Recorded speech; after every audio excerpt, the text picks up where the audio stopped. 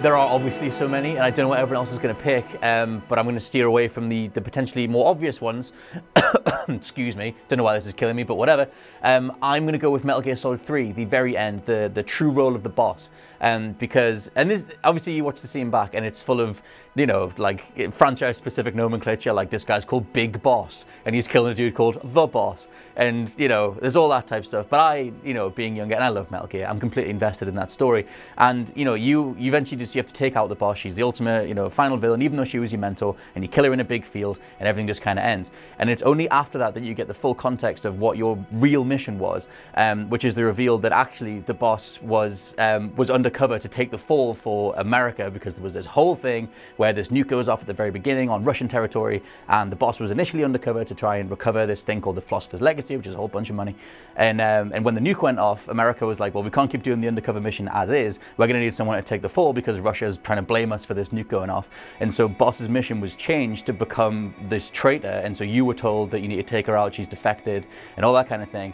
And you get this information relayed to you through Eva, who's this character you've been hanging out with for the whole game, but she's just slowly breaking down and crying as she tells you the reality of this character's true mission, and that only you know the truth, like as well as her. And she says, like, America regard her as, like, the American public will know her as this traitor that betrayed her country and all that kind of thing, and Russia will only ever think of her as this monster that nuked their homeland, and only you know the truth. And as she tells you that, she's breaking down, and it's just really emotional. And then Snake walks up to the grave where the boss's, like, you know, tombstone is, and puts her gun back there. And as Eva says that she's a true patriot, as Snake does the salute, and that's the final shot of the game. And that thing is always stuck with me. Even now, I could totally go and cry right now, but I'm not going to, because it's too damn good, and you should all go play it yourselves anyway. Oh god, there's so many end games. The game I'm here to talk to you today about is Red Dead Redemption 2. And obviously major spoilers if you haven't played that game, but the way that story kind of concludes, ignoring the 5 billion hour long epilogue that occurs afterwards, is your character Arthur Morgan. Basically, everything goes a bit bad. You get a bit of the old tuberculosis, and coughing and spluttering more than Doc Holliday in Tombstone. Good film, go watch it. And basically, before that point in the story, I'd encountered the, I think he's called the old veteran, the veteran? Sure. Basically, he's like there hunting and fishing in his little cabin in the woods, and he has a horse called Buell. And at the end of that side quest, the veteran dies, and then he gets impaled by some sort of wild boar or something. It's really, really sad, and his last dying breath is like, "Look after Buell."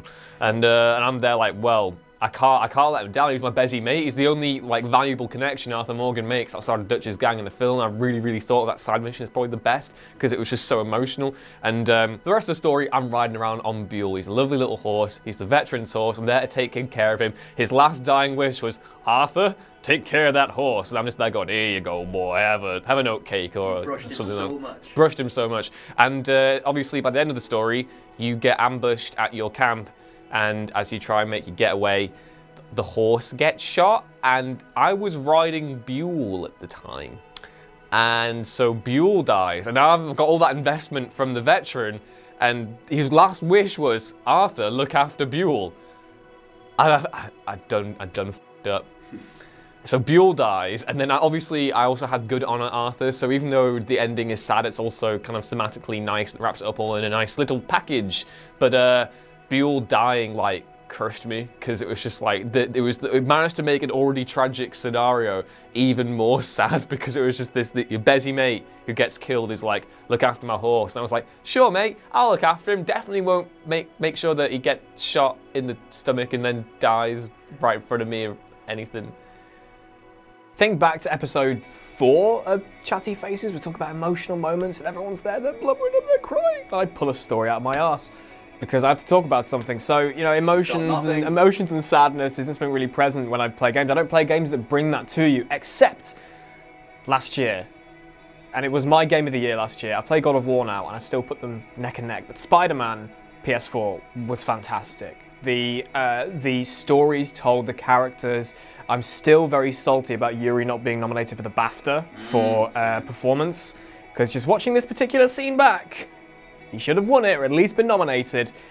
But spoiler alert, something we haven't seen, at least in Spider-Man in like popular media now, and that's losing Aunt May. Absolutely killed me, that. Yeah. It's basically Doc Ock releases a virus across Manhattan and people start dying, and they've got this single vial of a serum, an anti-serum for Dr. Michaels to reproduce, to heal everyone, but Aunt May is too far gone on this toxin, so she's not going to make it unless Peter decides to, you know, basically f*** everyone else and just save his aunt and not have the remedy duplicated to save everyone else. It is either her or everyone. It's the classic. You've got two. You're on a train. There's one person tied to that track and 5 people tied to that track. Which one do you take? So he's in this really horrible predicament, and she's dying in bed. He's got his suit on. He's got his mask on, and he's like, "We're gonna help you. We're gonna help you." And he kneels down beside her, and she knows who he is. She says, "Take off your mask. I want to see your nephew." And want to see my nephew. And that's the point. Everyone just sort of went. Everyone's balls fell off, and especially Ash's, and that was it. Everyone was just a blubbering wreck because, like I said, we hadn't seen Peter Parker lose Aunt May in Spider-Man fiction, at least. I mean, I'm sure it's happened in the comics before. No, in fact, is it not? When they tease it, literally Spider-Man sacrifices his marriage with Mary Jane and decades worth of continuity to save her life. It's a really bad story. Wow. It's a really, really I bad just story. assumed it did happen in the comics, but this is the first time we saw it in like popular media, in the films, in the MCU, in anything. So it was a really hard-hitting scene, like mega hard-hitting, and something that came, I say kind of out of nowhere, because like I said, the character development, the way that they did characters and how they grew across the game was done so well. So this moment, alongside the spectacle of beating the game, it was such a plummeting moment. And I think that for me is what wrapped up the game, and that's what made it so brilliant for me, was just because obviously one of the biggest praises of it is the story, is the character, and that particular moment is not only an amazing moment for, I say an amazing moment for the character of Aunt May, but like it's more for Peter and how he grows from that, and I'm really excited to see how her legacy continues into Spider-Man 2, whenever we get that.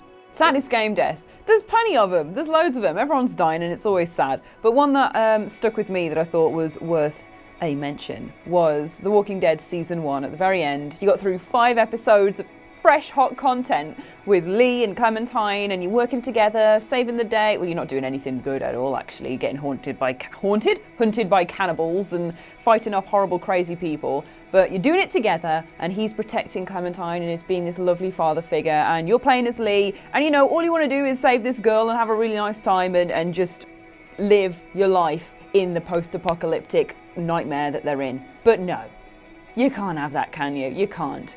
Lee gets bitten, has to hack his arm off if you're like a G and want to hack his arm off, or if you're just, yeah, if you're a loser and let it hang on. And you're going to find Clementine because she's been taken by this crazy man who's taken her to a hotel room, but she thought she was going to find her parents. They're not there. You rescue her, you get out, and Lee's got all this horrible, gross zombie blood flowing through him. They're crawling through this zombie masses, trying to get away, trying to get to safety. They find Clem's parents wandering through the crowd, bad and sad. And then Lee passes out and you wake up and you change to a radiator. You're becoming a zombie. He's gonna die. Yeah. And it's really horrible and sad. Like, I can't express it properly because I have no emotions. But it was so incredibly moving watching this person that you've grown so close to and that you've seen is just such a wholesome, good person that only wants nice things for the world. And it literally is the best person he can be for Clementine. Everything he's done is for this girl. And she's the one that has to hold a gun to your head as you're saying either to kill him, which is technically the right option because he's going to be a zombie, he's going to turn, it's going to be terrible, like she should just kill him, or to leave him there to be like eaten and turn and remain chained to a radiator for the rest of eternity. Like, which one did you do? I actually couldn't handle it. I couldn't accept that. The game off, I was like, I can't accept this. Something's going to save him. Don't shoot him in the head. Someone's going to walk in with a cure in a minute. So I was like, no, Clem. No, don't shoot me, Clem. Like a proper knowing, like, no, it's fine. No, Clem, go on. Leave him there. Yeah, go on. Leave it. It's fine. Go on. Bye, Clem. Bye. And the credits started to roll. I was like, no. He really is dead. But yeah, it was horrible. I feel like I've explained it badly, but it was sad. It was sad. Like 3 tears came out. I don't know which complete maniac shot him as well. Who shoots him at that point? Apparently most people. I did shoot him. Oh. Yeah. It was a mercy kill. It is a mercy He kill. might be fine. Why would you make Clem shoot you in the head, though? Like, she's such a pure, innocent girl who was... You've tried to protect from everything, and they're like, yeah, go on, plant a bullet in us. She doesn't grow up sometimes. You gotta grow up sometime. No. Ganon. Well, actually, you little rascals have chosen my picks. I was also going to do Spider-Man and Red Dead Redemption, so I'm going to go instead for the emotional death, saddest death that like first made me realise that games could be emotional and sad. And that was, weirdly enough, quite recently. It was Mass Effect 3 and Modern Solus, because obviously his entire legacy was the genophage, which was this sort of experiment that made an entire race of aliens sort of be unable to reproduce. And in the third game, he finally gets a chance to rectify that and sort of deliver this kind of like cure that reverses that and will sort of save this species. But the problem is the tower that you need to go in is exploding and falling apart. And so you get to that point where you realise whoever's going to go up that tower will be dead, and it's you, Commander Shepard, and Mordin. And all the way through the series, you usually get a choice when it comes to characters. If you do something right, if you do everything right, you get a chance to save them, but not this time, because Mordin, as he says, is the only person who can do this job. He's the only person who can go up and actually do it right and accomplish this goal. So you just got to watch him go up. And the only way to, like, not get him to do this act is if you got him killed in a game prior, so like he dies no matter what you do. So then he goes up to the top and he's everything's exploding around him. The music, the score in Mass Effect all the way through, but especially 3 is so good. And the music's swelling and he goes up to sort of the terminal, everything's exploding around him, he knows he's done for. And then he starts singing a song that he sang to you in Mass Effect 2. And he's like, I am the perfect model of a scientist.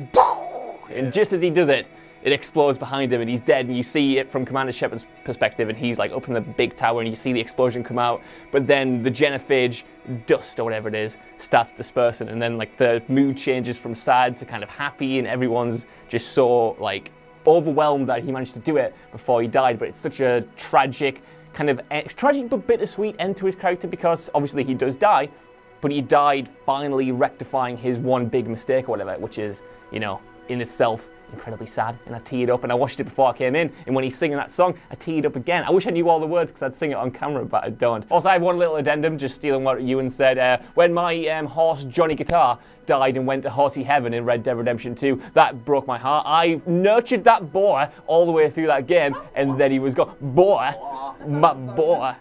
He's not a boner, he's Johnny Guitar. He definitely calls his bonus Johnny Guitar. Named after the Bill John song. Named after the man, Johnny Guitar. Well, unfortunately, I'm actually looking at some of the people who it involves, because I don't know if you guys know this, but I'm a huge fan of sort of squad-based tactic games, and I love XCOM, and XCOM 2, War of the Chosen is fantastic, and I've made each and every one of you. Like, I've made Rich into an actual robot, which is brilliant, and he was fantastic. But unfortunately, because I play on the Iron Man mode, which is the hardest difficulty, and it means that if you die, you can't just scum save and go back over and reload your stuff. It means that when casualties happen, that's them for good. And I remember getting really upset once because XCOM 2 is a funny game. I'm not going to say that it's bullshit, but there are some elements in it when you're just like, cool, I've got this squad who is ready to go, I've trained with them for ages, they're all like captains now, got a sniper who can see stuff from the other side of the battlefield. Oh, what's that? They've just spawned in enemies that are like ridiculously tough right in front of me. Oh, that seems fair, that's great. So I had a full squad wipe happen on me once when they took down my mobile airbase. They took it down and I had to defend for a certain number of waves until it was like, okay, you're good to go. And I was realizing it, no matter how I was looking at how to play it, I was like, someone's gonna die. So I thought, okay, I have to choose who's going to die. So I thought I'll sacrifice myself. So I ran up with my shotgun, I died immediately. So I was there like, that's fine. At least I can outlive the next 2 waves. I'd misread the situation completely. There was another 4 waves to go and everyone died. And I was there like, cool. So yeah, that was very emotional to say goodbye. I even had like a little like obituary epitaph sort of thing with all of us there. It was you and Osley, Rich, who were doing the like back-to-back poses. And because you can put in whatever text you want. It just says, we hunt, you like that. And it was just you and Osley like, good times, but also very, very sad. Well, I'm going to take this opportunity to talk about a game that I never really talk about, and a genre that I never really talk about. If this leads into Dark Souls, I will punch you. No, damn, okay, right, think of something else. No, are you kidding me? It's actually going to be Dark Souls again. I'm joking. There's Okay. lots of sad deaths in Dark Souls. There's lots of sad deaths. Like, I cry a lot. I'm very in tune with my emotions. Sorry, I've got a bit of the cold at the minute. And someone's probably already mentioned Sarah from The Last of Us. That got me hard. But one I'd quite like to highlight today is in Gears of War. Gears of War 2 to be precise, because this game was, I was in university when this game came out, showing my age there a little bit, and we all went to the midnight launch, we all bought Gears of War hats, and we all bought Gears of War 2, and we got back and we set up the Xbox 360, we had like 2 TVs set up and we were playing it alongside each other. It was well cool.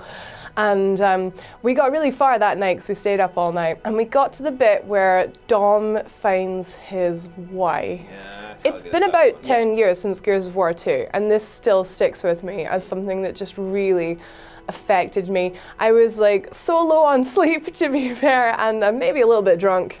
But Gears of War, isn't it? Gears of War. So what happens is, if you've never played Gears of War 2, you're missing out. It's so, so good. Dom has been looking for his wife this whole time, and he finds her in a kind of locust, kind of prison almost. He breaks her free and she comes out, and it's really happy. She's fine, she's beautiful, she hasn't aged a day. He's kissing her, he's like, I missed you so much, baby. And then the veil falls, and he realizes she's not beautiful at all. She's actually just this husk, this barely alive creature. The years have not been kind to her, and she's just fate worse than death comes out. And we, like, Marcus is seeing Dom, like Dom, what are you doing? That's like a zombie. And we, of course, as the players, I'm just sitting there bawling my eyes out. And then we realize what has to be done, and Dom takes his gun and just like proper sadly just ends it for her. And I don't think we see it. I think the screen cuts to black. Cuts away, yeah. And it was just, oh, it's just the saddest thing. And it has stayed with me all this time, and that is the one I'd like to highlight for you all It's very this sad. afternoon. Very sad. Shooting your wife, never easy.